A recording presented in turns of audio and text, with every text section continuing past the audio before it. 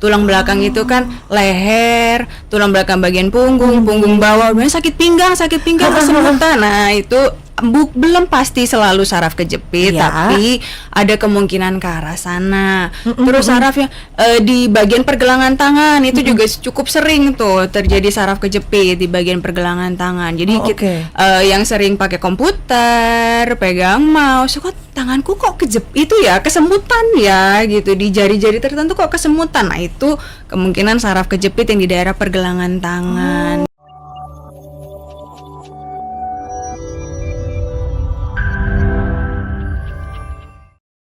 Saraf kejepit itu sebenarnya apa sih? Emang ada betul ya penyakit saraf kejepit, Dokter Jane? Iya, jadi sebenarnya memang ada, itu penyakit yang umum biasanya. Jadi kita juga di praktek juga pasti nanya, dok, saya saraf kejepit nggak ya dok? Saraf kejepit nggak ya gitu kan? Ada. Saraf kejepit itu adalah bahasa awam yang biasanya kita bilang ke pasien di kondisi di mana ada tertekannya saraf karena jaringan atau struktur-struktur yang ada di sekitar saraf itu sendiri. Jadi gejala-gejala yang muncul itu adalah gejala karena penekanan saraf. Nah, struktur apa sih yang bisa menyebabkan si saraf ini tertekan? Ya banyak. Jadi misalnya seperti otot, seperti jaringan lunak, atau mungkin peradangan. Jadi ada pembengkakan di sekitar saraf-saraf yang dimaksud, jadinya akhirnya menimbulkan gejala-gejala saraf kejepit gitu. Oh, jadi memang bener ada ya? Ada. Baik, secara medis tuh ada. Jadi ini lebih ke penekanan atau tertekannya saraf. Betul. Begitu ya.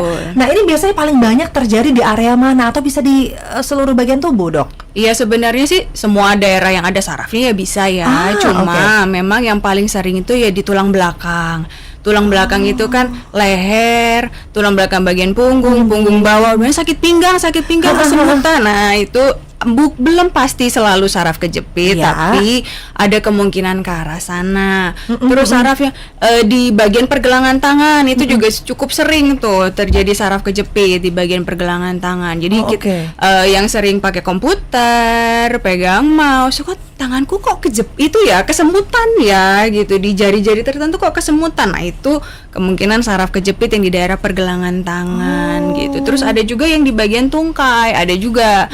Jadi bisa juga kejepit daerah situ. Misalnya kita duduk bersila gitu kelamaan karena ada acara gitu kan. Jadi kalau kok kesemutan, kok tiba-tiba kok lemes ya bagian kakinya gitu. Nah, itu juga ada tanda-tanda ke arah saraf kejepit. Itu yang biasanya yang paling sering sih daerah-daerah situ. Yang paling banyak dialami, yang paling sering nih pasiennya dokter sebelah mana? Pinggang tentunya. Daerah punggung bagian bawah sama leher dua itu memang yang paling cukup sering lah, karena kan kebetulan kita juga kebanyakan pasien-pasien kan usianya sudah baru mau saya tanya. Gitu kan, usianya juga udah mulai golden age ya, jadinya kan ya masalah itu kan pasti lebih banyak muncul. Gitu. Artinya ada ya kaitannya dengan usia. Ada, meskipun tidak pasti, maksudnya bukan pasti yang muda-muda yang masih 20-an gitu nggak bakalan kena saraf kejepit, ya bisa. Karena kan banyak faktor-faktor pencetus yang lain.